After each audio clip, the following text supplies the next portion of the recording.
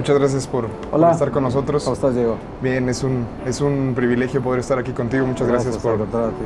por darte el tiempo. Empecemos con una pregunta un tanto pasional. Si tuvieras que explicarle a un extraterrestre lo que es el fútbol, ¿qué le dirías? Bueno, si tuviera que explicarle a un extraterrestre qué es el fútbol, le diría que es el deporte más maravilloso de este planeta, que, como dijo Guardiola, tendría que abrocharse el cinturón porque se va a divertir. Normalmente el fútbol, si lo ves desde el lado lúdico, tiene que ser un espacio de evasión. Te va desde el mundo real y entras en una atmósfera concentrada en la que todos vamos a lo mismo. Si lo vieras por la parte religiosa, realmente este es el templo donde vamos todos los devotos a ver algo que nos llena de pasión, que nos llena de cosas que nos identifican, porque hasta es necesario la dualidad del bien y el mal, porque alguien dijo que en el fútbol, creo que fue Armando Noguera el que decía que en el fútbol no es importante ganar, es necesario que el otro pierda. Entonces, cuando uno sabe que la propia pasión por tu equipo, esta afiliación que necesariamente tiene que haber por unos colores, hace que tú no solo te ocupes de tu equipo, sino te ocupes de que también el rival sufra. Es un poco tu gozo con la combinación del sufrimiento del rival. Entonces, el extraterrestre quizá no lo entienda, pero nosotros lo entendemos muy bien. Justamente en ese sentido de gozo, de sufrimiento, ¿qué significa Atlas para ti? Ese es un tema que sí me duele. ¿Por qué? ¿Por qué? Creo que es el único equipo en el mundo que después de 103 años puede sacar como conclusión que los únicos verdaderos buenos directivos que tuvo fueron los que lo fundaron. Porque entendieron ellos en ese momento que había que crear una contraparte de lo que ya existía. Y lo que ya existía era Chivas, ¿no? Chivas tiene 10 años más que el Atlas. Y siendo la sociedad de Guadalajara, que yo la conozco perfectamente, siendo una sociedad tan singular, no es fácil de entender a la ciudad de Guadalajara, y siendo una sociedad tan singular, requería, en ese momento la clase pudiente de Guadalajara fue la que, aquellos estudiantes que se fueron a Europa y que empezaron a ver el fútbol inglés y que ya sabían que había otro equipo en Guadalajara que se llamaba Unión, que luego se convirtió en Guadalajara, ellos dijeron, bueno, pues nosotros vamos a crear algo. Y entonces desde el momento en que Lico Cortina y los del Valle y todos empezaron a diseñar en su mente qué iba a ser el Atlas y cómo iban a ser sus colores y por qué Atlas y este símbolo de alguien cargando el mundo, que ahora somos los aficionados los que estamos cargando al Atlas y a sus pésimos directivos acá arriba los traemos siempre cargando.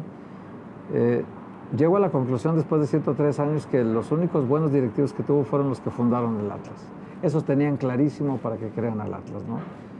Y fue la contraparte de Chivas. Se ha hecho el clásico más viejo del fútbol mexicano, es ese, no es el Monterrey Tigres, no es el América Guadalajara, no. El clásico más antiguo es el Atlas contra Guadalajara, que tiene 100 años, entonces más de 100 años. Y desde entonces, además, tiene una rivalidad centenaria. O sea, desde el principio había rivalidad. Desde el principio eran los ricos contra los pobres. Y desde el principio había esta dualidad de cómo dividía a las familias en Guadalajara en afición, cómo se fueron engendrando dentro de la misma familia seguidores de un equipo y del otro, cómo podían convivir en un estadio siendo hermanos y yéndole a un equipo diferente, siendo el papá y la mamá de equipo diferente, y cómo los tíos, los primos, los amigos, todos, unos le iban a un equipo y otros le iban a otro y podían convivir. Y todavía hoy se puede convivir, salvo las barras que han tomado un papel diferente al de la convivencia de un aficionado común, digamos, que los hay también. Salvo esos, todavía pueden estar en la misma tribuna sentados, un rojinegro y un rojiblanco sin ningún problema. Y el Atlas, para mí, por ejemplo, me llega en los 70s, digamos que mi llegada al mundo de la fantasía rojinegra llega en el 70 y tantos, cuando yo conocí un Atlas que había ido ya al estadio de Jalisco a ver al Guadalajara y realmente me tocó ver un partido muy aburrido, Guadalajara contra Irapuato, me acuerdo. Y yo dije, sí, esto después de ver el Mundial de Brasil, siendo yo muy niño todavía, pero dije, después de ver a Brasil del 70, ver a las Chivas contra Irapuato y en un 0-0 terrible, dije, no, este equipo yo no lo puedo ir. Y mi papá me llevó al estadio para que viera el partido. Mi papá tampoco es que le fuera a ningún equipo, ¿no? Pero nos llevaba al estadio, nos llevaba a la lucha libre y pues, tú ibas por acompañar a tu papá. Pero realmente no te enamoraste del fútbol, hasta que mis amigos me invitaron a ver al Atlas. Y cuando mis amigos me invitaron a ver al Atlas, a mí me tocó ver el Atlas del 72-73. Me tocó ver ahí te va la alineación: Brambila, estaba Toño Serrano, Ari da Silva, Bonifacino, estaba Tilín Méndez, lateral izquierdo, el Pillo Herrera, Pepe Delgado, el Berna García, Amaury da Silva, Chavarín y Abel Verónico. Hasta te puedo dar hasta los suplentes, ¿no? Pero este era el equipo titular de un Atlas que llegó hasta la liguilla, y en la liguilla, por un desastroso arbitraje de un árbitro que nunca se nos olvida el nombre, Marco Antonio Dorantes, con decisiones muy tontas. Incluso le pegó al Tilín Méndez un balonazo, lo castigaron un año y eliminaron al Cruz Azul con un arbitraje sumamente tendencioso. Y me queda ese recuerdo de un arbitraje tendencioso, porque hoy lo vivimos todos los días en México. Entonces no ha cambiado nada el fútbol de los 70s para acá, y el amor por el Atlas tampoco puede cambiar. ¿No te has arrepentido? No, pero al contrario, cada vez me convenzo más de lo que la gente del Atlas quiere y de lo que estos dirigentes no le pueden dar. No entienden, no lo entendieron los 123 socios con certificado de aportación que dilapidaron la posibilidad de encontrar un tesoro llamado Atlas, que nunca lo supieron hacer un equipo importante. Tú no puedes tener una cantera que te produce Rafa Márquez, que te produce Andrés Guardado, que te produce Osvaldo Sánchez, a Pavel Pardo, que te produce jugadores Jared Borghetti, que van a la selección y son titulares de la selección nacional, y no puedes hacer un equipo para ser campeón. Es increíble. Los 123 socios con certificado de aportación perdieron su oportunidad histórica y lo vendieron al Grupo Salinas. El Grupo Salinas, igual o peor, manejó muy mal el equipo, tampoco entendió nunca lo que la afición quería. Lo que la afición quiere es que el equipo sea campeón. Tiene 69 años sin ser campeón y tiene la mejor afición del país. Tiene la afición más comprobadamente fiel. Los de las Chivas dicen que es una afición masoquista, que es una afición perdedora, tal, pero los que somos del Atlas sabemos que esto no es... A nosotros nos ilusiona, el anhelo es permanente, cada semestre renovamos la ilusión de que otra vez, ahora sí, que no se equivoquen los directivos, oramos por ellos para que no se equivoquen, para que Dios los ilumine, para que dejen de ser los brutos que son a veces, y que entonces el Atlas pueda conseguir la posibilidad de darle a esa gente, que además es una gente que no son viejos ya, piensa de la gente que son los seguidores del Atlas puros ancianos. No, hay muchísimos jóvenes que le van al Atlas. Y es la fanaticada más tatuada del fútbol mexicano, pero no tatuajes que signifiquen mil cosas. El escudo del Atlas lo tienen tatuado en el corazón, en la espalda, en las piernas. Y esto te significa esto: estás incorporando a tu piel, a tu vida, a tu cuerpo, a tu ser más íntimo, estás incorporando el símbolo de tu equipo. Y lo llevas a todas partes, y lo llevas día y noche, y lo llevas toda tu vida. He visto gente que muere y muere con la bandera del Atlas en el ataúd. O sea, es uno de los 7 equipos que sostiene las taquillas del fútbol mexicano. La mitad de los ingresos de los últimos, por decirte algo, los últimos 16 millones de aficionados que han entrado al estadio en México en los últimos 4 torneos, de esos 16 millones, una séptima parte es el Atlas.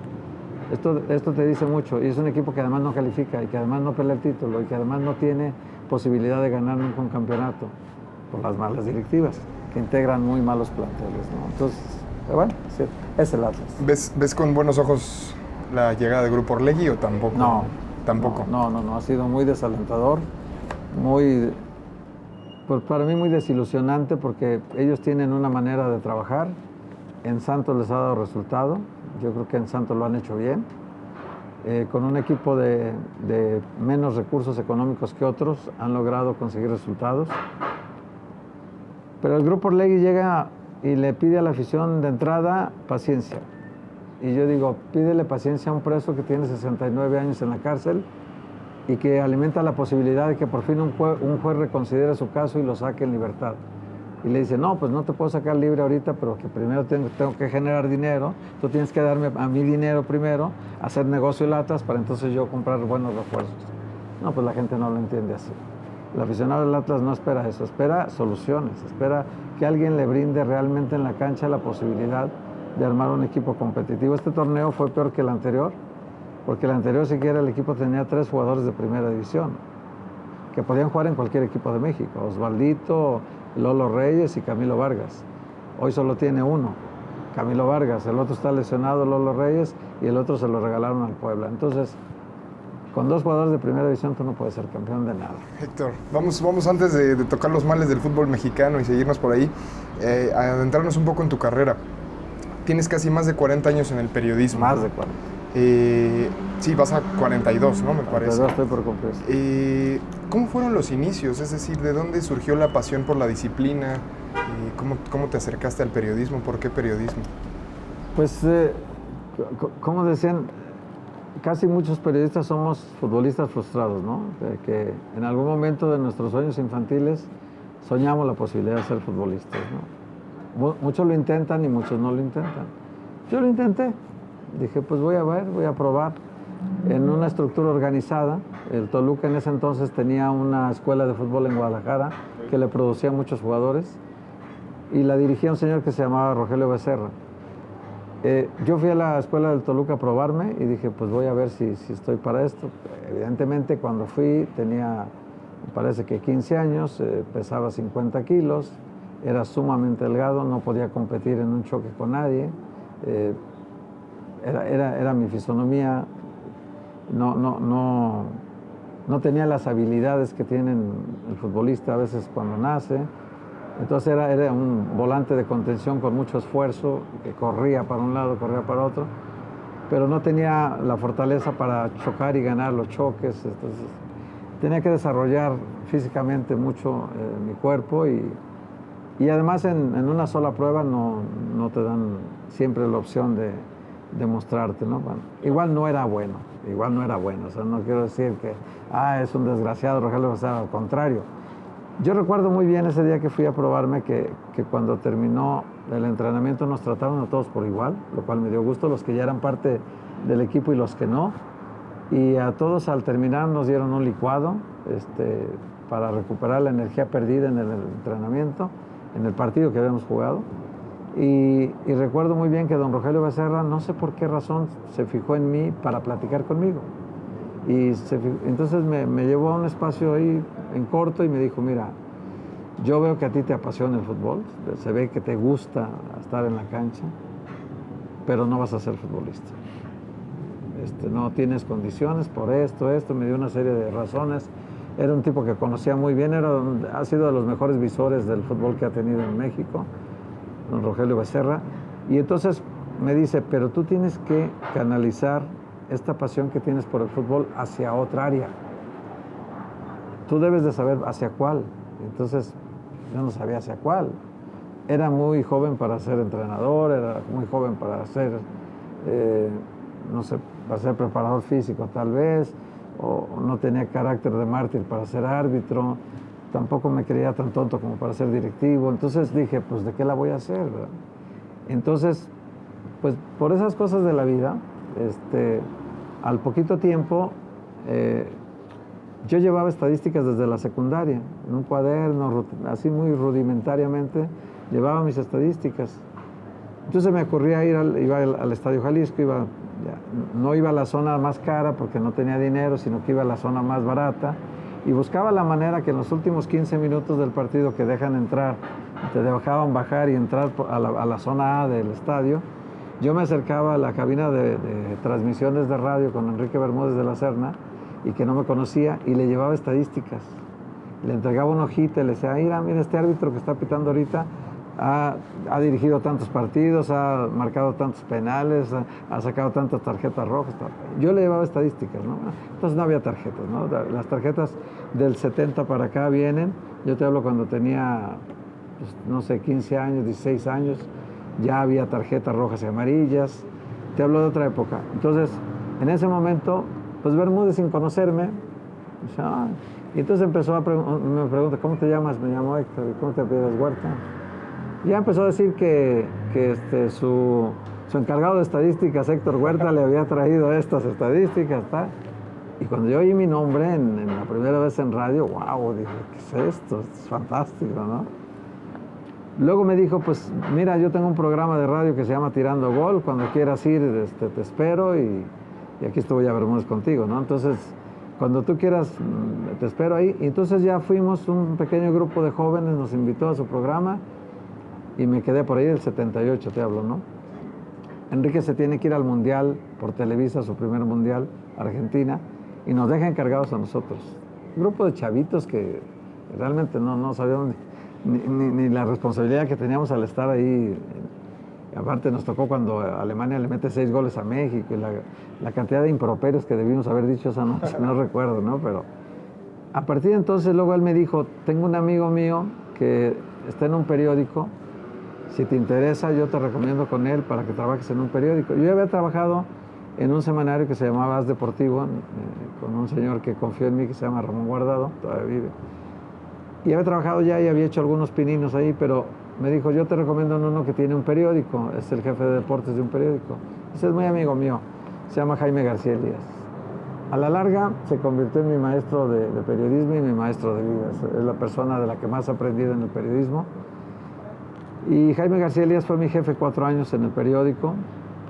Yo no pude terminar la universidad porque en ese momento lo que ganaba en el trabajo me servía para pagar la universidad, después ya no me sirvió.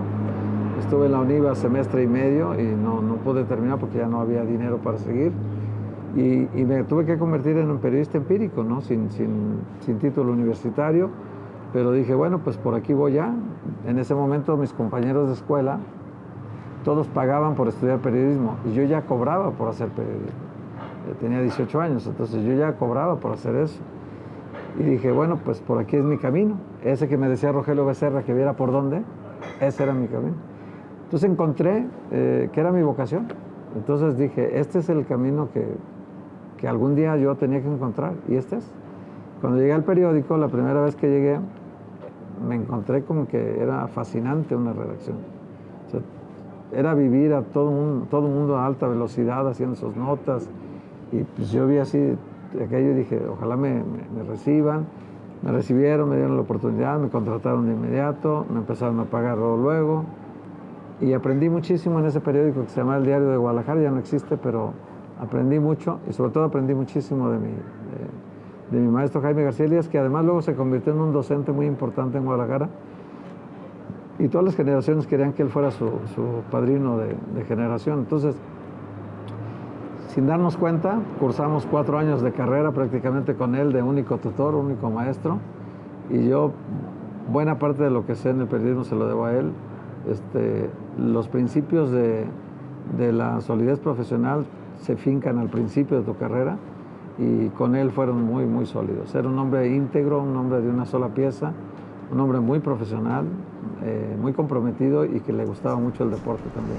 Pero las presiones llegaron muy temprano. En una conferencia que diste hace un tiempo, contaste que a los 20 años de edad tú publicaste unos datos que perjudicaban a algunos jugadores de la Universidad de Guadalajara y recibiste amenazas de muerte, ¿no? Fue un poquito antes de los 20 porque yo recuerdo que era mi jefe Jaime García Elías. Yo le comenté, desde el principio me dio por tratar de investigar y cuadrar cosas. Había cosas que no me cuadraban, ¿no? Entonces alguien en un entrenamiento de la UDG me dice, ¿sabes qué? Estaban jugando un torneo de nuevos valores, se llamaba. Y lo ganó la UDG, por cierto, fue campeón con Cachirules. Y uno de los trofeos que tiene la UDG está ganado de manera ilegal porque lo ganó con jugadores cachirules. Y entonces yo dije, bueno, pues me empezaron a pasar pistas de que había jugadores que no cumplían con el límite de edad. Y entonces a la hora de sumarlos en el partido, pues no completaban los que necesitaba el reglamento, pedía, ¿no? Entonces, cuando yo empiezo a investigar, voy a conseguir las actas de nacimiento de ellos, las publicamos. Entonces un amigo mío que trabajaba, la UDG estaba ligada mucho en ese tiempo con la Federación de Estudiantes de Guadalajara, la famosa FEG, que era temible en aquella época, ¿no? Y entonces yo saqué la nota, salió publicada, que estaba jugando con Cachirules, di los nombres de cada uno de ellos, di las edades. Uno de los chicos que era mayor de la edad que decían, su papá era el campero de la UDG, era el que cuidaba el campo, el que atendía asuntos de oficina y todo eso, un empleado de la UDG. Y el día siguiente yo llegué al entrenamiento y me dijo, oye, ¿cómo serás gacho? Mira que tal. No, dígame, pero su hijo tiene más edad. Pues sí, pero le vas a echar a perder su carrera. No, perdón, es que yo no puedo pensar así. Yo puedo pensar en que si un dato me cuadra o no me cuadra. Entonces, lo siento, es su hijo, pero pero pues yo tengo que cumplir mi responsabilidad de sacar la verdad, ¿no? Yo todavía, pues, sin muchas bases para sostener debates, discusiones, todo eso, muy jovencito, entonces... Y le dije, bueno, pues, pero no lo saques a él, saca a los demás, yo te digo quiénes son, me empezó a decir otros nombres. Bueno, al final no eran los que yo decía, eran más, ¿no? Entonces, al final, pues conseguí las actas que conseguí y con esos pude demostrar que eran cachirules, ¿no? Al final de cuentas, una persona que trabajaba dentro de la universidad, que no voy a decir el nombre, pero esta persona me habló por teléfono porque acababa de suceder una reunión en el interior de la UDG y entonces dijeron que iban a hacer algo contra mí. Entonces me dijo esta persona, ¿sabes qué? Te recomiendo que te vayas de la ciudad porque te van a hacer algo. Entonces, y obviamente yo inmediatamente temblando, ¿no? Voy con mi jefe, Jaime García Elías, le digo, Jaime, pues me pasó esto, me llamaron por teléfono, me dijeron esto y pues yo tengo mucho miedo de que me vayan a hacer algo, que me la cumplan, ¿no? Y él muy sereno, habiendo vivido él historias seguramente parecidas, me dijo, no te preocupes, no, es que yo ya me voy. ¿Cómo que ya te vas? No, ya me voy, o sea, estaba yo aterrorizado, ¿no? ¿Cómo voy por una nota a arriesgar que me maten? O sea, yo ya me voy. Y lo primero que quería hacer era ir a refugiarme en las faldas de mi madre, ¿no? Tenía tanto temor que yo dije, no, ya me voy. Y él me dijo así, fríamente, me dijo, mira, tómate descanso, vete ahorita a tu casa. Si mañana vuelves, habrá nacido un periodista. Si mañana no vuelves, habrá nacido un cobarde. Y me caló profundamente, o sea, me dejó marcado de por vida, porque yo dije, en primer lugar dije, pues no vuelvo, ¿verdad? No le hace que me digan cobarde. Lo primero que pensé, no vuelvo. Y ya me fui a la casa y platiqué con mi mamá, que era la persona que le tenía más confianza en mi casa. Y obviamente la mamá dice, no, pues no te metas en eso, ¿para qué te andas metiéndote en problemas? También, ¿para qué sacas esas notas? A ver, si tú tienes la culpa. Y yo dije, sí, mamá, pero esto es lo que me gusta. Y luego me dijo, pues si eso es lo que te gusta, pues adelante. Entonces enfréntate a todo. Pues me voy a enfrentar a todo, mañana voy a ir. Y yo iba con la esperanza, volví al periódico con la esperanza de que me dijeran, pues ahora vas a cubrir, te voy a mandar al Atlas, o te voy a mandar a Chivas, o te voy a mandar a los Tecos, o no sé, o a otro equipo, no a la UDG. Pues ya estaba la nota publicada, entonces ya era un escandalazo en la ciudad. A pesar de que el periódico tenía poca circulación, de todas maneras pues influía, la sección deportiva no era mala. Y me dice Jaime, ok, pues entonces ya, decidido a volver, sí, ok. Pues mañana vas a la UDG a seguir investigando el tema. Y pues ni modo, pues al día siguiente voy a la Universidad de Guadalajara a seguir cubriendo el tema y pues no pasó nada. Y sí creo que fue una lección muy importante en mi vida para tomar este camino, porque luego de repente descubrí que sí me gustaba mucho el periodismo, pero me gustaba mucho investigar también. Has publicado muchísimas investigaciones sobre problemas del fútbol mexicano, pacto de caballeros, dobles contratos, en fin. ¿De cuál te sientes más orgulloso? ¿Cuál ha sido tu mejor gol? Yo me siento orgulloso del día a día, o sea, de lo que he hecho todos los días. Porque realmente, y esa es otra lección que me dejó mi maestro. Lo que tú sacaste hoy en el periódico, el periódico que sacamos hoy, las noticias que sacamos hoy, la portada de hoy, que puede tener la nota más importante, en la tarde ya solamente sirve para envolver verduras. Ya no te sirve para nada. Ya tienes que pensar en el que va a salir mañana. Entonces, lo que tú sacaste y publicaste hoy ya no tiene ninguna relevancia. Lo que tú vas a sacar mañana. Y eso te hace que nunca estés, perdón, Rafa Puente Jr., que nunca estés en zona de confort. Eso te hace que siempre estés vivo, ¿no? Entonces, el periodista vivo es el que siempre está alerta a lo que está pasando. Yo te juro que aún hoy, después de 42 años, sigo teniendo la misma inquietud de buscar algo. Y algo voy a encontrar mañana, y algo me va a llegar, y sueño con que me llegue la gran información, y sueño con que me llegue la nota, porque siempre me llega. O sea, sí, claro que busco, claro que toco puertas, claro que sigo pistas, claro que tengo un método de investigación, claro que sé por dónde meterme las cosas, por supuesto, pero el azar juega mucho también. El azar es un elemento importantísimo en la investigación. Muy recientemente publiqué las dos facturas, ¿no?, de lo que costó el descenso del Veracruz y el descenso de Lobos. Y ahí hubo un dato que me brincó, dijo, aquí no está bien. Y como esto es un asunto que se consigue a veces de manera muy casual, en un terreno que no es el mío, que es el de los abogados. Finalmente consigo las copias, pues las pongo en la televisión y a los 20 minutos habla conmigo John de Luisa y me explica, no, mira, sí fue así al principio, o sea, son reales los documentos, que eso es para mí lo más importante, son reales los documentos. Me dice John de Luisa, oye, pues sí, las facturas son reales, pero el Lobos al final de cuentas sí pagó. Pero tú no me das la factura para sustentar lo que tú dices que sí pagó, es tu palabra solamente. Y yo solamente puedo aclarar que es tu palabra la que dice esto. Si tú me mandas ahorita la factura del pago siguiente, pues ya tendría completo el asunto, ¿no? No me la mandó y luego me dice, sí, pero lo pagó el 21 de diciembre de 2018. Le digo, John, ahí hay un problema que para usted está peor que si pagó o no pagó. ¿Qué? Un equipo empezó un torneo con deudas. Él entró debiendo a Teliva, 19.200.000, no podía entrar. Y otra cosa, ya me acaba de llegar otro documento, el Comité de Desarrollo Deportivo. Ese Comité de Desarrollo Deportivo, en febrero de 2018, es cuando establece el plazo que tiene el equipo que descienda para pagar. Del 30 de abril al 11 de mayo. Lobos pagó el 30 de mayo. Otra irregularidad más. Normal, pero son normales en el fútbol. Nadie se fija en ellas. Retomando justo lo que declaró Rafa Puente, y tomando este tema que tú has mencionado, que has recibido amenazas, has estado en situaciones de riesgo por ejercer tu profesión, pero ¿no crees que también la industria está abaratando la profesión cuando le da un papel protagónico a tantos exfutbolistas en mesas de debate y en programas? ¿Se está abaratando la profesión del periodista deportivo? No, yo creo que no. De repente sí te pones a pensar, ¿no? Yo me he puesto mucho a pensar en retirarme pronto, porque ya no me gustan muchas cosas que están pasando. En general, hablo en lo general, el periodismo deportivo mexicano actual, en general.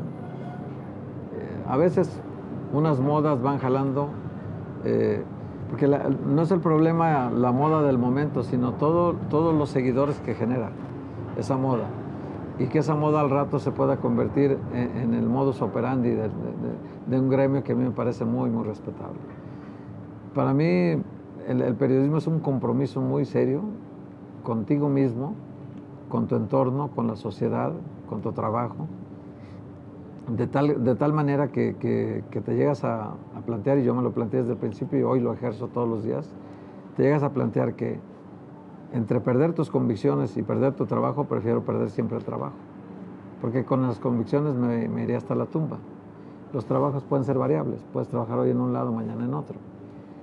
Si tú no tienes una buena base de convicciones y principios para el ejercicio de tu carrera, si tú no tienes lo que me decía mi maestro, que tenía que ser una línea de conducta profesional en la que unos días te quieran, otros días te amen o te odien, pero lo importante es que siempre te respeten.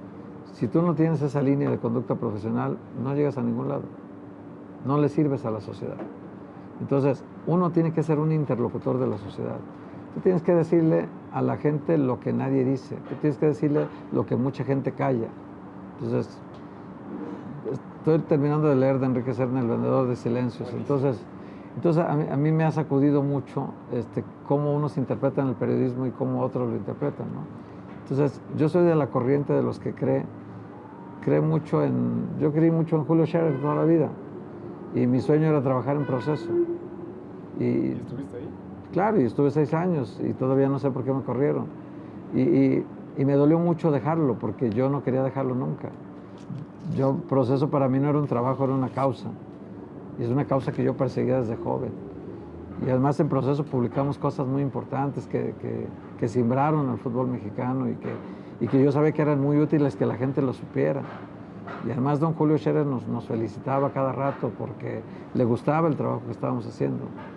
Y que un elogio viniendo de él para mí era caramelo en la boca de un niño, ¿no? Entonces, pero bueno, pues al final tuve que salir, la vida es así, no entiendo por qué, pero la vida es así. Y yo no cambié. El trabajo cambió, pero yo no cambié. Yo seguí mi misma ruta y en esa misma ruta todos los días me sigo encontrando con cosas y todos los días sigo revelando cosas y todos los días quiero que la gente sepa cosas que nadie más dice, ¿no? ¿Y qué es la credibilidad? Hace un momento lo decías, pero para ti, ¿qué es la credibilidad para un periodista? Pues es su tesoro. Es su tesoro, es lo que va almacenando día a día, es lo que le va a legar a sus hijos, es lo que le vas a dejar a tu gremio, es por lo que tú luchas todos los días, por lo que no te expones tanto a meterte en una situación en la que la simple aclaración ya deja duda, en la que cuando dices va, ¿no? Por ejemplo, una vez yo me encontré en una situación en proceso de cómo entender el periodismo, ¿no? Cómo lo entendían ellos, cómo lo entendía yo. Y entonces, así con un altero así de documentos, iba a publicar un reportaje. Ya teníamos prácticamente amarrado todo el reportaje. Y entonces yo dije, oigan, pero ya está esto, pero vamos a entrevistar a esta persona, ¿no? Que tiene que dar su versión de esto, de este tipo de cosas que lo estamos acusando. Pues esta persona tiene el derecho, parte y contraparte. Así aprendí el periodismo, ¿no? Que el periodismo es parte y contraparte. Ya tenemos la parte, vamos a buscar la contraparte. Y me dijeron, no, así sácalo. Ya después, y tuvimos un debate interno de por qué sí, por qué no. Y al final se impuso de que teníamos que ir con la contraparte. Y salió el reportaje, salió equilibrado y salió... Pues la gente saca sus conclusiones, ¿no? Tú sacas los documentos, la otra persona dice eso no es cierto, porque así... Y ya, dejas que cada quien... Porque el periodismo y esto de la credibilidad se basan para mí en dos elementos fundamentales. Es lo que te dan la fortaleza de una noticia. O tú tienes el testimonio, que es un documento que dice, aquí está, miren, en tal día pasó tal cosa, se acordó tal cosa. Aquí está el testimonio, aquí está el testimonio. O tienes tú al testigo, esta persona dice que pasó esto. Entonces, si tú tienes a una persona que lo declara, pues él se hace responsable de lo que declara, ¿no? Y si él acusa a alguien, pues ese alguien tendrá que responder si lo que lo acusan es cierto o no es cierto. Pero tu sustento es que alguien ya lo dijo, ¿sí? Si no tienes esta parte, pero tienes el documento que lo dice solo, que el documento habla por sí mismo, pues estás cubierto. Y ahí es muy difícil que te dañen la credibilidad. Claro que en este ejercicio pues te vas llevando pedradas en el camino tratando de que alguien te trate de dañar, ¿no? Pues es normal, partes afectadas siempre buscan lastimar tu información para que no tenga la fuerza que puede tener, ¿no? Y me gustaría ahondar en el diagnóstico del periodismo deportivo. ¿Qué piensas tú de este ejercicio actual en México? Dijiste, hay muchas cosas que ya no me gustan. No me gustan. Pero, ¿cuáles son esas cosas? ¿Qué problemas percibes? ¿Se priorizan las formas antes que el fondo? ¿Cómo lo percibes tú? Yo, mira, respeto mucho la forma en que cada empresa maneja sus cosas. Es que a nivel institucional, las empresas tienen una forma de entender el universo general de toda su actividad, ¿no? ¿Dónde está la empresa situada? Y luego todo lo que está a su alrededor. El periodista solamente ve el periodismo. Por ejemplo, a mí en la parte comercial, en todos los lugares donde he trabajado, siempre ha habido un choque entre el director comercial y el director editorial. Siempre, hay un choque natural, ¿no? Este busca dinero y yo busco credibilidad, yo busco noticias, ¿no? Pero en lo general yo veo hoy una predisposición a un tipo de actividad profesional que no es exactamente la que a mí me gusta más. Tampoco digo, tiene que haber puros periodistas de investigación en México. Pues no, tampoco, porque no es el género, no es por ahí. Cada quien tiene una forma de entender esto y cada quien lo desarrollará como quiere, ¿no? Todavía me alimenta, digamos que la ilusión de seguir aquí porque veo cosas que escribe gente, que investiga gente. Hay un grupo de mujeres hoy que son ejemplo del periodismo de investigación, ¿no? Anabel Hernández, veo a Nayeli Roldán, veo a Penilei Ramírez, o sea, pero las veo en información general. Yo quisiera ver más de esos en deportes. En deportes en fútbol ya casi no hay nadie. Entonces, para donde volteas, pues quedamos Tlatoani y yo, andamos ahí buscando información en todos lados, privilegiada, buscando lo que nadie va a sacar. Pero luego volteas a ver a los demás medios y pues casi no hay gente que se dedique a esto que tendría que ser vital en cualquier empresa, la generación propia de información. O sea, cuando tú generas tu propia información, te conviertes en agenda de los demás. O sea, te repercuten los demás a fuerza, porque lo que tú estás presentando es de tal valor periodístico que nadie puede negar su existencia. Entonces, pero si tú no produces eso, si tú no investigas eso, pues ¿a dónde va el periodismo? O sea, nos estamos quedando muy pocos guerreros en esta lucha, ¿no? Y esto me entristece porque además en las escuelas que yo voy muy seguido a dar conferencias, pues sí me encuentro con muchos chavos que quieren trabajar en la tele, pero me encuentro con muy pocos que quieran hacer investigación. El trabajo duro, el trabajo arduo, el trabajo desvelado de conseguir información privilegiada o el trabajo de andar cruzando datos unos con otros para conseguir la información, no encuentro mucha gente que lo quiera hacer. Este es quizá el punto medular de la entrevista, que es, ¿cuáles son, desde tu visión general, cuáles son los principales males o los puntos negativos que carga el fútbol mexicano? Porque tú te has dedicado años a investigarlos, lo has visto durante años. ¿Cuáles podrías decir que son los principales? ¿Por qué nuestro fútbol está estancado? Yo creo que, pues para nadie es un secreto los intereses creados del fútbol mexicano, ¿no? Esos intereses creados en algún momento han ayudado para la supervivencia del fútbol en momentos críticos y han sido seguramente un gran aporte económico para la sobrevivencia de los clubes. Pero al mismo tiempo esos intereses creados pues buscan no necesariamente los fines que el fútbol como tal tendría que estar persiguiendo, ¿no? Esta situación de buscar el progreso permanente del fútbol muchas veces choca con lo que buscan los intereses creados. No quiero ser tan específico porque yo soy ahorita parte de la industria de la televisión, pero evidentemente que sé cómo se manejan, sé quiénes son, sé cómo lo hacen, ellos lo saben que lo sé. Yo lo he dicho muchas veces, cientos de veces he hablado de eso. Estos intereses creados, para mí no le han permitido avanzar al fútbol mexicano. Lo tienen en una zona de estancamiento.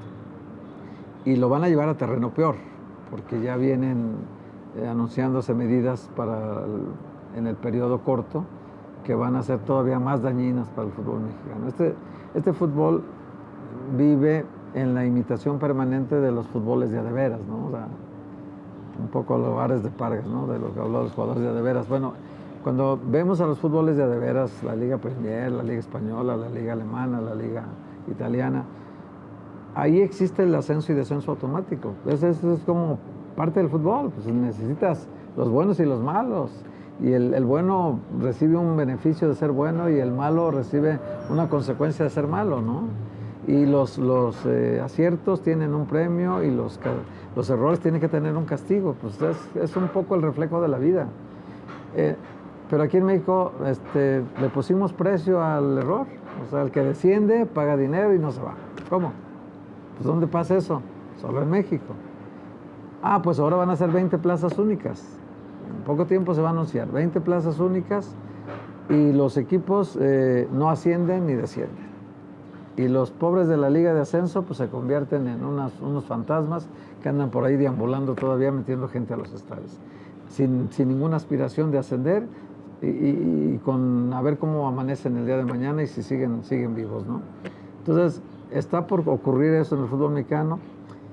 Son decisiones tontas. El reglamento, por ejemplo, en México es según la influencia del infractor, es la consecuencia, ¿no? Entonces, aunque el reglamento diga si tú agredes a un contrario por la espalda, como Nahuel Guzmán con este chico Aguirre, recibirás una sanción de 2 partidos.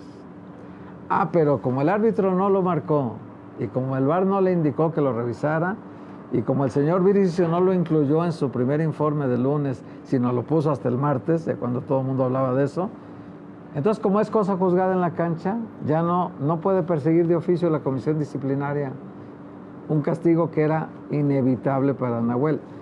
Este simple ejemplo te lo doy porque ocurre todos los torneos. Y uno y otro, y 20, y 50, y la memoria de la gente se olvida. El mexicano tiene esa maravilla para los directivos del fútbol mexicano, que es olvidadizo. Es una maravilla. El mexicano en general, lo que ocurrió hace 15 días ya no te acuerdas. Y entonces eso se aplica en la política, se aplica en los negocios, se aplica en todos lados. Y el fútbol, por supuesto, no escapa tampoco a esa norma, ¿no? Y cuando el fútbol en México se aplicara el reglamento parejo para todos, cuando no importaba si es América, si es Tigres, si son los ricos o si son los pobres, no importa, el reglamento se aplica por igual, entonces en ese momento estarías dándole al mundo un mensaje de que aquí en este fútbol se respetan las reglas, se respeta lo escrito y aquel que comete un error tiene una consecuencia. Como no se aplica eso, pues ahorita estamos a expensas de que los de la comisión disciplinaria, cuyo sueldo sale de la federación y la federación la controlan dos entes muy poderosos, pues entonces, pues si deciden que se castiga, y si deciden que no, pues no. El árbitro que no le pitó un penalti al América en la final, un agarrón clarísimo del Monterrey, que era a favor del América y que el América hubiera ganado, y no es porque me caiga bien el América, me da lo mismo el que sea, pero evidentemente Banjoni comete una falta sobre Guido Rodríguez, que era un penalti, no la marca el árbitro, el América pierde el título, pero entonces se inconforma el América y ese árbitro entonces va castigado 4 partidos. Se inconforma otro equipo, el Morelia se inconforma por algo, pues no, el Morelia a lo mejor sí, porque tiene también intereses.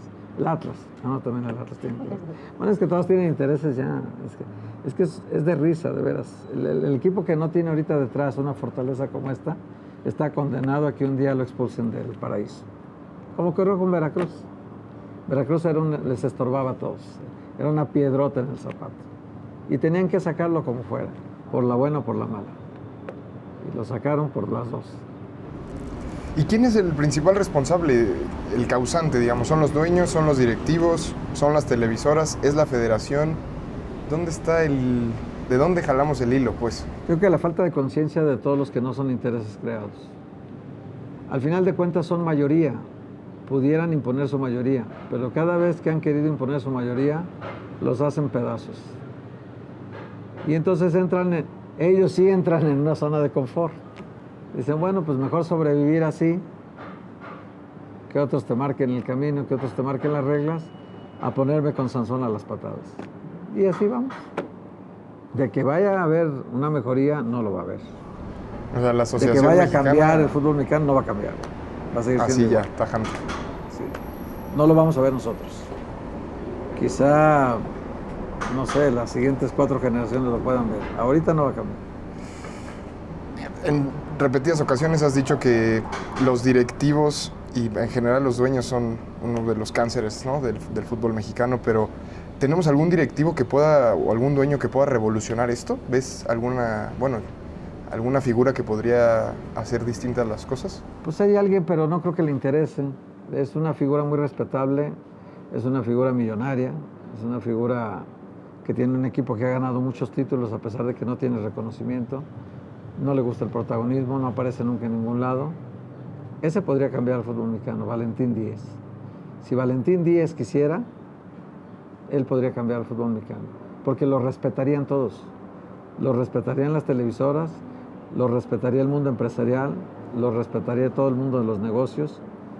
Y tiene un Toluca que ha ganado 10 títulos a pesar de que nadie lo reconozca. Tiene también un equipo con historia. Y es además uno de los pocos mecenas que quedan en el fútbol mexicano. Ya todos traen un corporativo detrás. Él no. La familia Díez mantiene al Toluca desde hace 70 años, 60 años, o cuántos. Desde su papá, ¿no? Pero don Valentín hoy es un personaje muy respetado en el mundo del fútbol, como lo fue don Nemesio en su época también. Pero don Valentín no quiere. Tiene otras ocupaciones. Y él, si se para en una mesa de dueños de clubes, pues no creo que alguien tenga más dinero que él. Bueno, sí, quizá uno. Y no creo que alguien esté en tantos consejos de administración o tenga un éxito empresarial como lo tiene él, ¿no? Yo lo he tratado una sola vez en la vida, me parece un tipo extraordinario en el sentido de que él pone su dinero para que su equipo funcione, por historia, por familia, por tradición, por lo que tú quieras, pero él reconstruyó un estadio, lo modernizó, hizo un estadio bonito, muy tipo europeo, ¿no? La plaza no le responde, la gente generalmente en Toluca no va ni aunque sean campeones, y sin embargo ahí está. Seguro pierde mucho dinero, lo roban los promotores cada rato, se asocian promotores con directivos deportivos para hacer negocios. Y bueno, y el tipo sigue poniendo y poniendo y poniendo y poniendo. Él es para mí, el que podría cambiar las cosas en el fútbol mexicano. Otros que lo han intentado, pues unos terminan en la crujía hasta que acabó Maurer, otros terminan con 2 reportajes, pero a la cabeza directo, como los del Grupo Pachuca. Hay mucha gente que tiene buena intención, pero cuando quiere hacerlo, se le echa encima la maquinaria y no les permiten hacerlo. Y no todos son malos, Diego. La verdad es que hay directivos que luego uno también, si no te acercas nunca a ellos, si no platicas nunca con ellos, pues no sabes en realidad lo que piensan, o no sabes en realidad cómo trabajan. Yo últimamente, en los últimos años, sí me he tratado de platicar con ellos, de juntarme con ellos. Para muchos no soy agradable, no soy simpático. Muchos tienen viejos rencores que todavía me los sacan en la cara. Pero en lo general, pues ya platicando con ellos te das cuenta que sí, no todos son malos, vaya, no todos están en el mismo rasero, no se puede generalizar que todos son directivos un desastre, ¿no? Hay directivos buenos también, como hay seguro entrenadores buenos y jugadores y periodistas y todo. La generalización generalmente conduce a un error, ¿no? Bueno, pero sí hay cierta complicidad, ¿no? Por ejemplo, en el tema que tú has puesto mucho el dedo ahí sobre el renglón es el del pacto de caballeros, ¿no? Que, sí, bueno. Que se implica sí. Una complicidad, ¿no? Sí, necesariamente. Y prevaleció muchos años. Y hoy en día todavía quieren ejecutarlo, pero pues ya y medio no se dejan los jugadores y medio han estado cambiando y medio se ha negociado un poco. Yo creo que de los personajes cada uno va cumpliendo su época y cada uno va en ese ciclo que le corresponde entregando un balance final, ¿no? Por ejemplo, Rafael del Castillo, la historia lo va a recordar siempre por el asunto de los cachirules. Eso no se puede, aunque él diga que no tuvo nada que ver, tuvo algo que ver, pero por supuesto que tuvo algo que ver. Alberto de la Torre no puede escapar a los dopados en la Copa Confederaciones, no se puede escapar de eso. Decio de María jamás se va a escapar al paro de los árbitros, se lo pararon en el fútbol mexicano. Y bueno, este Bonilla cuando se retire, santo Dios, porque santo Dios.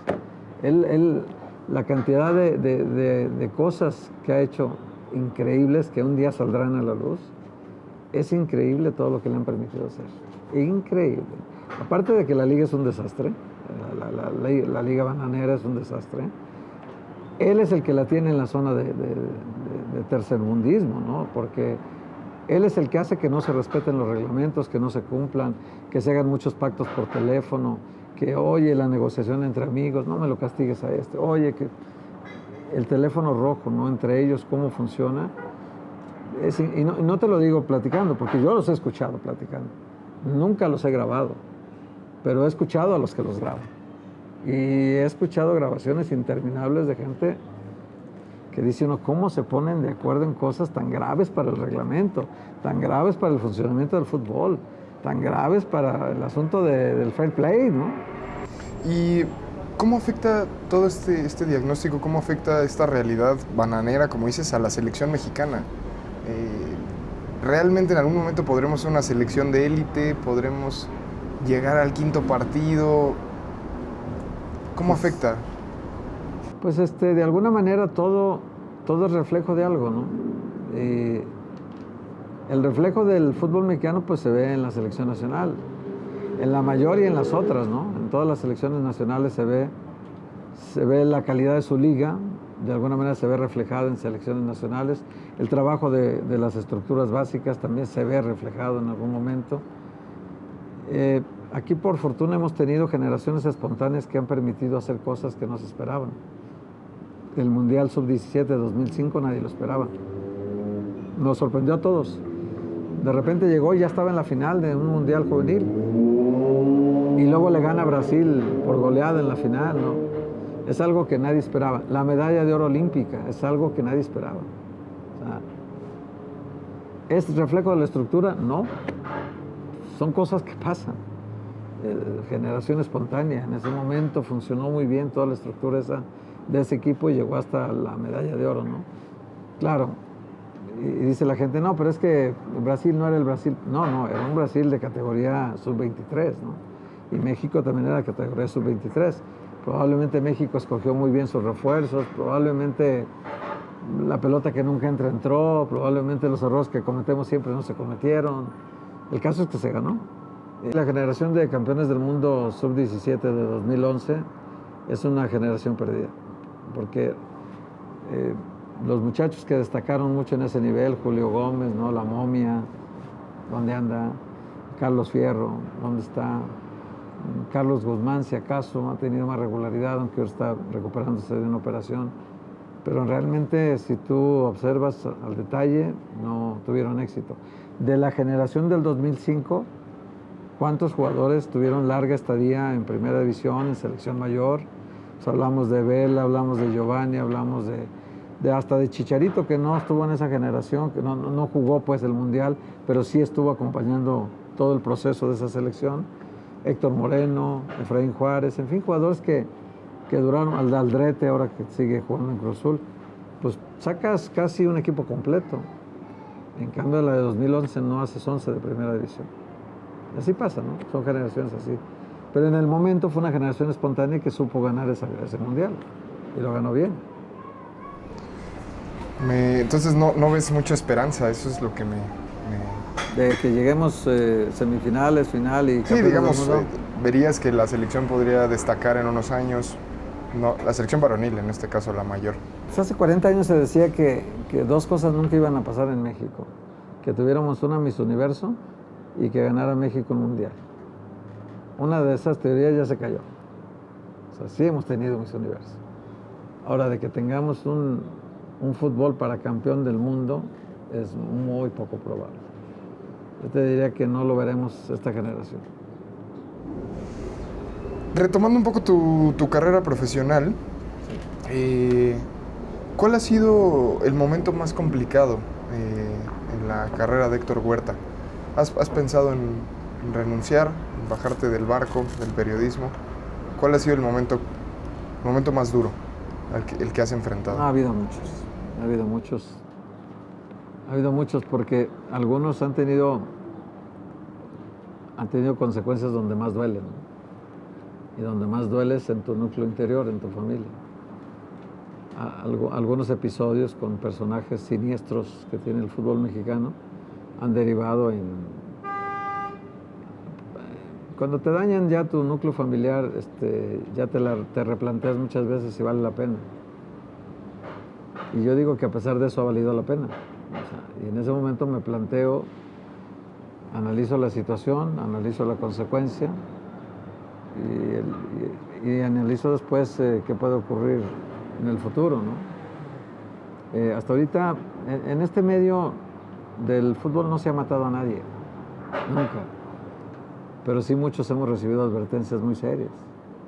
Y esas advertencias pues pueden llegar a ser en algún momento factores que te inhiban o que te hagan que retrocedas o que dejes de ser quien eres para convertirte nada más en alguien que siga caminando, aprovechando todo el bagaje que ya tienes detrás, aprovechando el nombre que has creado y puedes seguir nada más nadando de muertito, ¿no? Entonces, pero a mí no me gusta eso.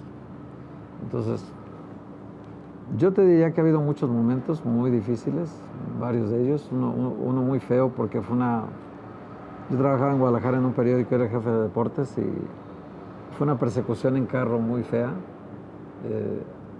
No sé si fue solo para intimidar o era con la intención de lastimar, pero fue una persecución muy fea porque fue correr 3 de la mañana todas las calles de Guadalajara hasta detenerme en una cruz verde donde siempre hay ahí personas de la policía, ¿no? Que siempre hay ahí para cosas de accidentes y eso, siempre hay ahí seguridad y hasta tuve que meterme a la zona de ambulancias para pedirle a los que estaban ahí de la parte de seguridad, policías de ahí pero yo tonto, en lugar de pedir auxilio, yo pedí perseguir al que me iba persiguiendo y entonces yo quería saber quién era y ahí vamos persiguiéndolo a él también hasta la carretera. Entonces, de perseguido pasé a perseguidor, tratando de saber quién era. Y luego pensé después que era una tontería lo que hice, porque dije, bueno, pues no tenía por qué haber hecho eso, simplemente con protegerme, con salvaguardar la integridad en ese momento, con eso bastaba. Pero la adrenalina, no sé, el enojo, ¿no?, interno te hace que hagas cosas así. Otra vez también una persona en corto me amenazó que tenía que dejar de hablar de cierto personaje siniestro que tiene el fútbol mexicano todavía en activo. Y yo dije que no lo iba a hacer. Si sabía más cosas de él, iba a sacar todo lo que supiera. Que no.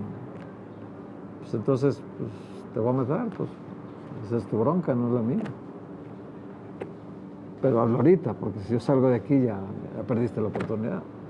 Porque al salir de aquí ya lo van a saber muchos amigos míos y ya van a saber quién fue. Entonces, era solo una amenaza, ¿no? Era solo una amenaza, pero la hicieron tan en serio pero te digo, como pasé la primera por teléfono y eso ya no me asusta mucho eso.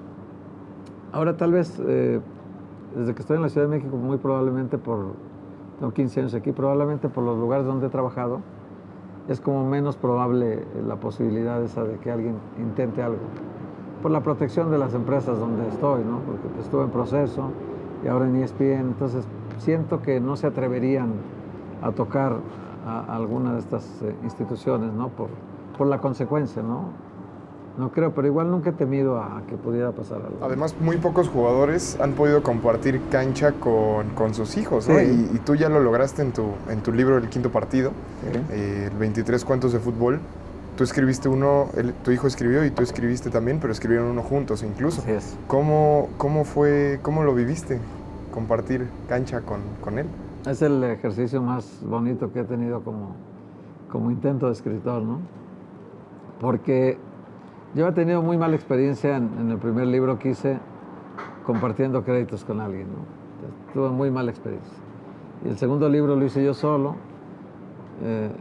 que se llama Héroes de Consumo Popular, y yo dije, después de hacer mi segundo libro, dije, jamás vuelvo a hacer un libro con nadie. Y luego lo hago yo solo. Pero yo veía que mi hijo traía mucha inquietud de escribir un libro él de cuentos, y traía muchos cuentos, y yo veía que escribía muy bien.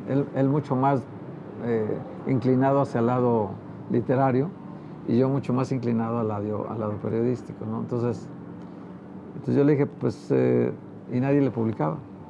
Entonces dije, pero su orgullo no le permitía decirle al padre, ayúdame. No, César no es así. No, basta conocerlo para saber que él no me lo iba a pedir. Entonces dije, pues vamos haciéndolo juntos, hijo. Y yo fue el que digo, es un ejercicio padre, mira, hacemos 11 cuentos cada quien. En la cancha siempre hay 23 tipos, adentro. Los 11 y 11 y el árbitro. Siempre hay 23 tipos. Entonces, vamos haciendo así, hacemos 23 cuentos de fútbol. Tú haces 11, yo hago 11. Y el 23 lo escribimos entre los dos. El 23 es el árbitro. Entonces, hacemos los dos. Yo termino una cuartilla, te la mando, luego tú terminas la segunda cuartilla, y donde me la dejes, con la idea que tú hayas plasmado, yo tengo que darle continuidad. Y así nos hacemos, creo que fue de 4 cuartillas. Entonces hacemos 2 cuartillas cada quien. Y el que crea que es el momento de ponerle punto final al cuento, le ponemos punto final. Y entonces ese cuento es el que a mí me gusta más porque lo hicimos entre los dos. Está la mezcla de estilos en ese... Muy clara, pues, pero... Y la gente identifica cuáles son los cuentos de él y cuáles son los míos, pero de todas maneras ahí en el índice dice cuáles son de cada quien. Él decía, no, así hay que ponerlos. No, vamos poniendo cada quien los tuyos. Y tú defiendes los tuyos, yo defiendo los míos. Y tú das explicaciones de los tuyos, yo daré explicaciones de los míos y hay que darlas, ¿no? Fue un ejercicio muy padre, fue realmente un libro de amor entre padre e hijo. Yo le tengo un gran aprecio a lo que ha hecho mi hijo. A él lo amo incondicionalmente, él lo sabe. Pero también sé que él tiene que seguir su propia ruta y sé que él tiene que seguir su carrera y que yo no me debo de meter. Y tengo por norma no meterme, salvo que lo vea que esté en peligro, salvo que lo vea que esté en una situación comprometida, pues yo veo y hablo con él. Cuando él va a tomar una decisión, cuando él quiere me la consulta y yo con mucho gusto le doy mi opinión. Pero así nos hemos manejado y pues él ya lleva casi 20 años en la profesión. Por último, Héctor, tenemos una dinámica. Siempre pedimos si por favor nos pueden hacer un once ideal, ¿no? Nos gustaría que nos hicieras tu once ideal de periodistas deportivos en México? Es decir, por ejemplo, quiénes han sido tus influencias, a quién admiras, cómo pararías una alineación con periodistas deportivos. Digamos que el entrenador es Jaime García Elías. Ok, perfecto. Porque es mi maestro, es el que más significó para mí en mi vida. Y pues podemos poner la alineación José Ramón, por supuesto, José Ramón Fernández, Beto Murrieta, Emilio Fernando Alonso, Miguel Ángel Ramírez, Enrique Bermúdez, que fue el primero que me dio oportunidad de trabajar en radio, Paco Ponce, que yo lo quería muchísimo, jefe de deportes de Proceso muchos años, David Medrano, que sigue siendo un combativo en la búsqueda de la noticia el día a día, lo hace muy bien David, además lo conozco desde que empezó su carrera y somos contemporáneos casi, yo creo que soy un poquito más grande que él. Álvaro Morales, que ahorita tiene una gran influencia en el entorno. David Faitelson, que ha hecho una carrera muy sólida. Roberto Gómez Junco, que es un referente para muchos de nosotros, un tipo centrado, ubicado, muy conocedor del tema, muy culto, muy preparado. Carlos Albert, que además de ser mi amigo, es un hombre que ha mantenido una lucha permanente en contra de las irregularidades que pasan en el fútbol. Y bueno, hay muchos más, ¿no? Muchos más.